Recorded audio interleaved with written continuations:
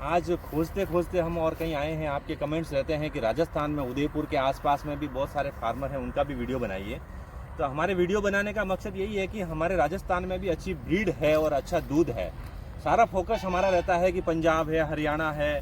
Breed देखी जाए तो कोई भी देखता है ब्रीड कहाँ मिलेगी, पंजाब में मिलती है। हम पंजाब पशु लेने जाते हैं कि हरियाणा की बॉर्डर पे जाते हैं। हमारे राजस्थान में बहुत छुपे हुए हीरे हैं जो आज दिन तक किसी चैनल वाले ने नहीं बताए। सारा फोकस रहता है कोई महाराष्ट्र का दिखा रहा है, कोई राजस्थान से, तो अभी तक कोई वीडियो अच्छी आई नहीं रही है, कोई दिखाई नहीं रहा है। तो आज हम अच्छे अच्छे डायमंड यहाँ पर हैं, अच्छे ब्रीडर हैं और अच्छे फार्मर हैं, उनके पास आए हैं और उनसे कुछ सवाल ऐसे पूछेंगे जो आपको ज़रूरत है उस सवाल की। जो आप सोच रहे हैं कि मैं ये करना चाहता हूँ, वो आपके सामने होगा। और मेरे साथ हैं नागेंद्र सिंह जी राठौड़, जो उदयपुर डिस्ट्रिक्ट से ही हैं और खुद LSA हैं, और उनके छोटे ब्रदर हैं जो फार्म को संभालते हैं। और पूरा सपोर्ट इनका फार्म संभालने पे है और बहुत अच्छी ब्रीड पर काम करना है। और ये देखते हैं कि हम पंजाब और हरियाणा को बुला देंगे, लोगों को ऐसी ब्रीड यहाँ पर दिखाएंगे। फार्मर को बुला देंगे कि पंजाब नहीं जाना है, पंजाब यहीं ले आएंगे। और पंजाब में भी यही है और यहाँ पर यही है। सर, आपका स्वागत है मेरे चैनल पर। नमस्कार जी। आज कुछ सवाल ऐसे हैं जो पशुपालकों के लिए बहुत ज़रूरी है। हर पशुपालक पंजाब जाता है, पशु खरीद के लेके आता है, बहुत सारी कठिनाइयों का सामना करना पड़ता है। पशु यहाँ आता है, सेट नहीं होता है, बीमार हो जाता है, और कहीं अच्छे वेटरनरी डॉक्टर भी नहीं मिलते हैं। मिलते हैं तो उनको जानकारी नहीं रहती है। उनके अभाव में पशुपालक को बहुत नुकसान होता है। तो सर, आपका फार्म मैंने देखा और काफ़ी डिस्कस आपसे की, अच्छी ब्रीड लगी, अच्छी ब्रीड पर आप काम कर रहे हैं। तो जैसे पशुपालक बाहर से पशु लेके आ रहा है, तो क्या चीज़ का मेन ध्यान रखे कि उस पशु को यहाँ पर लाते ही सेट हो जाए, पशु खराब ना हो? मेन पॉइंट्स क्या है उसका ध्यान रखना चाहिए उसको? मेन पॉइंट तो ये है कि अगर वो पंजाब पशु लेने जा रहा है तो वहाँ से जो ब्याया हुआ जानवर लेके आएगा, जी कम से कम 20, 25, 30 लीटर दूध वहाँ पे बताया जाएगा उसको। जी तो वहाँ पे वो मिल्किंग करेगा 2 दिन, उसके बाद उसको अच्छा दूध मिलेगा। 1,00,000, 1.5 लाख, 2 लाख की वो गाय यहाँ पे लेके आएगा। जी एक तो क्या है कि वो गाय वहाँ पे जो वहाँ से ट्रैवलिंग करेगी, जी और कम से कम पंजाब यहाँ से 800-900 किलोमीटर है। 900 और किलो यहाँ पे लोग जो पंजाब से गाय काफ़ी ला रहे हैं। जी अभी जो सोशल मीडिया हो गया है, सोशल मीडिया से लोग वीडियोस देख देख के जी जी गायों का क्रेज बढ़ गया लोगों में। जी पर वो गाय लेके आते हैं और यहाँ पे वो सेट नहीं होती, और वो गाय, उसकी गाय की मृत्यु हो जाती है। उसके पश्चात वो डेयरी कभी करना ही नहीं चाहता। करना है। वो इतना मनोबल टूट जाता है, कहीं ना कहीं मनोबल टूट जाता क्योंकि है, 1.5-2 लाख का एक जानवर भी मर जाता है तो वो उसको लॉस हो जाता है। लॉस हो जाता तो इसलिए क्या करना चाहिए, अगर वो पंजाब जा रहा है, वहाँ से अच्छे एनिमल्स लेके आ रहा है। है, जी तो उसे क्या है कि एक तो जो वहाँ पे न्यूट्रिशन जो चल रहा है सिस्टम, जी जो न्यूट्रिशन वहाँ चल रहा है, वो जी। न्यूट्रिशन यहाँ देना चाहिए। जी यहाँ पे क्या है कि किसान वही जो यहाँ पे 2 लीटर, 3 लीटर, 4 लीटर वाली दूध वाले जानवर को जो खिला रहा है, हाँ। और जितनी मात्रा में खिला रहा है, वही वो 20 लीटर, 25 लीटर वाली को देता है। तो वो महीने भर तक तो जो जानवर ब्याता है, महीने भर तक तो वो अच्छा दूध देगा। जी अपनी बॉडी से जितना भी जो भी न्यूट्रिशन है वो निकाल देगा। कैल्शियम, फास्फोरस, हर चीज़ की डेफिनेसी हो जाएगी।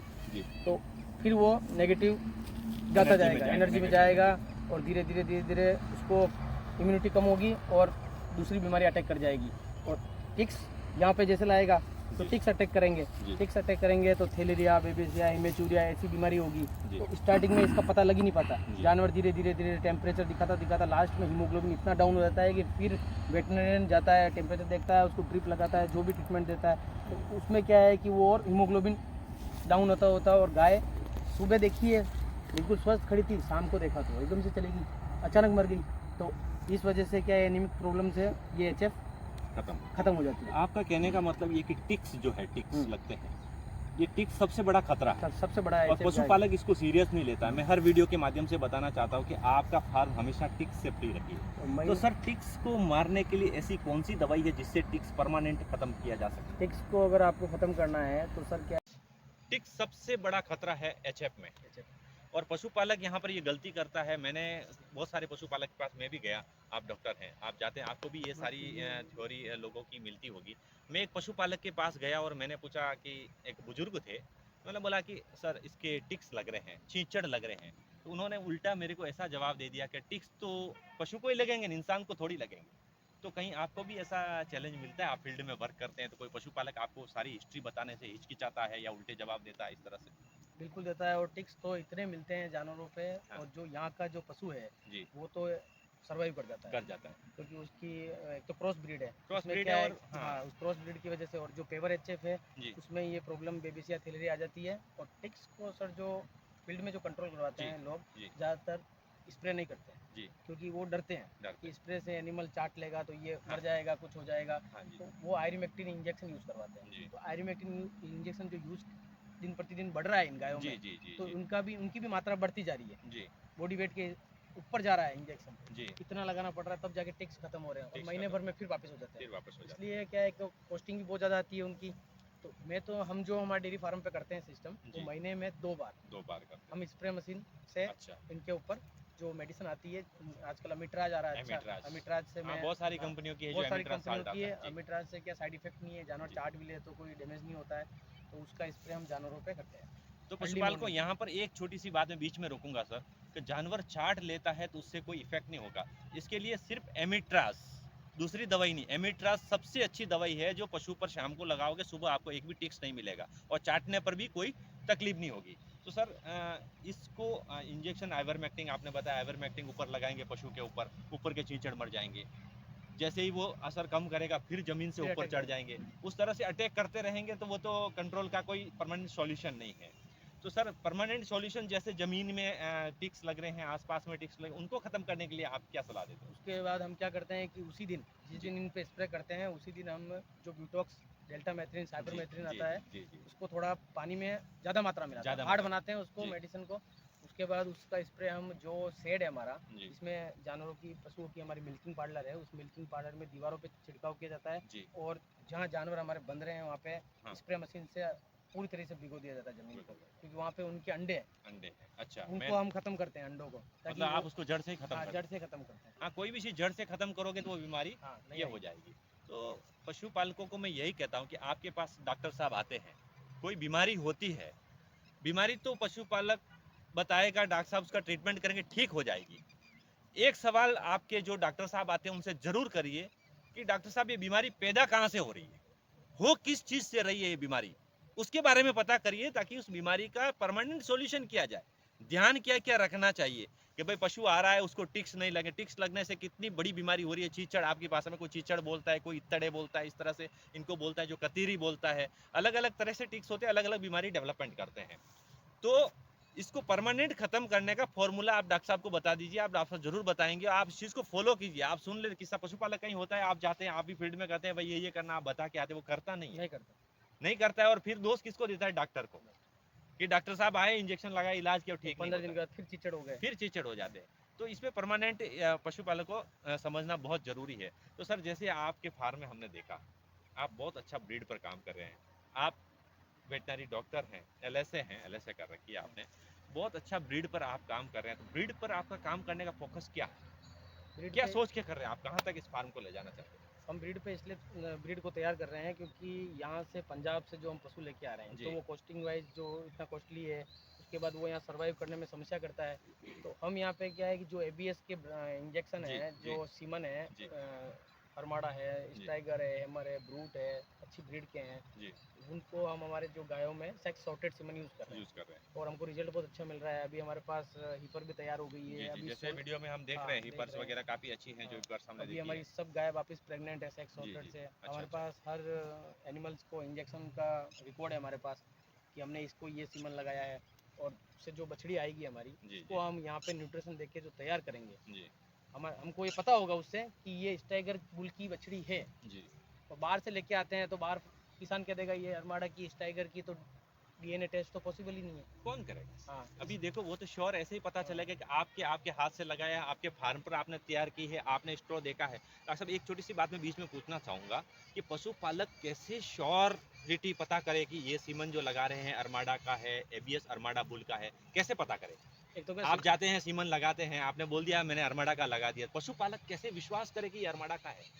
पशुपालक क्या है आजकल सर, जो पहले वाले पशुपालक थे वो इतना ध्यान नहीं देते। जी, जी, अब क्या है कि जो युवा पीढ़ी है, जो जी, डेयरी लाइन में आ रही है, जी, वो हर चीज़ का ध्यान रखती है। जी, जो प्रैक्टिशनर है उनको बताती है कि हमारे ये बुल का सीमन लगाना है, जी, तो वो बुल के सीमन भी अब जो यहाँ पे जो एजेंसियाँ है उसके थ्रू मिल जाते हैं, जी। तो उस सीमन के ऊपर जो पूरा रिकॉर्ड लिखा हुआ है, अच्छा। बार कोड भी है। अच्छा, उस हाँ, पे स्ट्रॉ पे स्ट्रो लिखा पे हुआ रिकॉर्ड रहता लिखा हुआ है और बार कोड भी है, उसको अपन स्कैन कर सकते स्कैन हैं। कर स्कैन सकते हैं। करते ही हाँ वो जी, रिकॉर्ड खुल जाएगा खुल जाएगा। कि ये किस बुल का है, इसका क्या मिल्क यील्ड का रिकॉर्ड है जी। और इसकी फैट परसेंटेज क्या क्या है? रहेगी, मिल्किंग हाईएस्ट मिल्किंग रिकॉर्ड क्या कितनी है, है, कितना सारा है, सारा रिकॉर्ड देख सारा सकता रिकॉर्ड वो देख सकता है, है। देख सकता और है। इस तरह को वो संभाल के रखे, जब उसके बिल्कुल। पास प्रेग्नेंट हो जाए, जानवर चेक हो जाए, उसके बाद बिल्कुल। जब उसके पास बछड़ी आवे, जी। तो वो उसकी बछड़ी किस क्वालिटी की आई है, वहाँ वो पता लग जाएगा पता उसको लग जाएगा उससे। कि वो बछड़ी 1 महीने में कितनी ग्रोथ करी है, उसने कितनी हाइट ली है, उसके लेग जी, जी। स्कोर क्या है और उसका फेस कैसा है, उससे पता लग जाएगा। पता क्योंकि लग यहाँ पे जो जो लोकल बछड़ी होगी जी। उसमें और ब्रीड उसमें वाले में काफ़ी फ़र्क होगा। काफ़ी फ़र्क वो होगा, 3 महीने की और ये 1 महीने की सेम लगेगी। सेम लगेगी।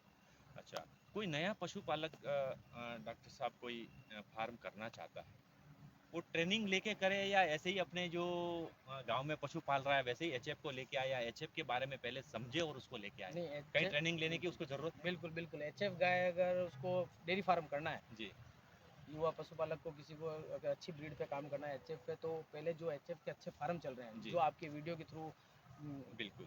एडवर्टाइज होते हैं, जी, तो उन फार्मों पे जाके वो विजिट करें, जी, वहाँ पे सब सिस्टम देखें जी, और कैसे उनकी फीडिंग हो रही है एनिमल को प्रॉपर टाइम, जी, मॉर्निंग इवनिंग और दिन में कितने मात्रा में खिलाया जा रहा है, जी, मिल्क के अकॉर्डिंग और बॉडी वेट के हिसाब से कितना फीड दिया जा रहा है, जी, जी, उस हिसाब से उसको ट्रेनिंग लेनी चाहिए, जी, तभी वो सक्सेस हो पाएगा, वरना वो सक्सेस नहीं हो नहीं हो पाएगा। पाएगा।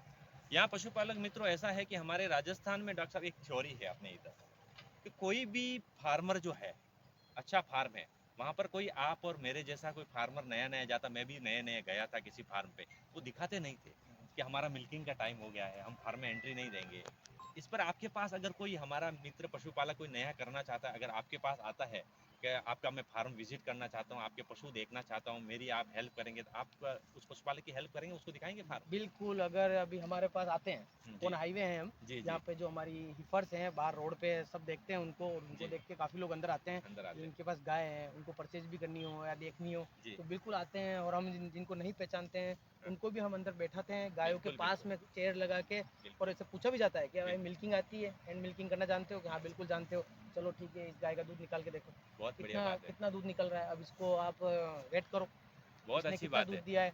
तो यहाँ पर मेरे मित्रों बिल्कुल ये गलत डॉक्टर है साहब नज़र की देखिए बात। किस तरह से कोई युवा उम्मीद लेके आता, बड़ी उम्मीद से आता है कि मैं फार्म देखने जा रहा हूँ और यहाँ पर उसको अगर इतनी रिस्पेक्ट मिलती है, कहीं नया फार्म शुरू करने की हिम्मत बढ़ जाती है उसकी, उसको कहीं फार्म दिखाया जाता है, आप हैंड मिल्किंग करके भी दिखा रहे हैं उसको, तो कहीं ना कहीं आप उसकी परीक्षा भी ले रहे हैं और वहाँ पास हो रहा है, कुछ कमी है तो आप उसको दिखाएंगे, जरूर कुछ ना कुछ वो सीख के जाएगा।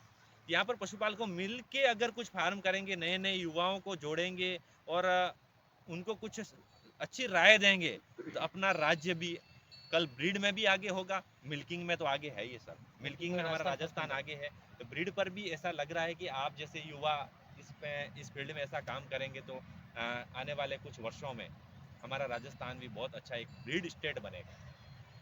तो सर एक चीज़ मैं पूछूंगा कि अगर फार्म ही करना है तो एचएफ पे ही क्यों फोकस कर रहे हैं लोग?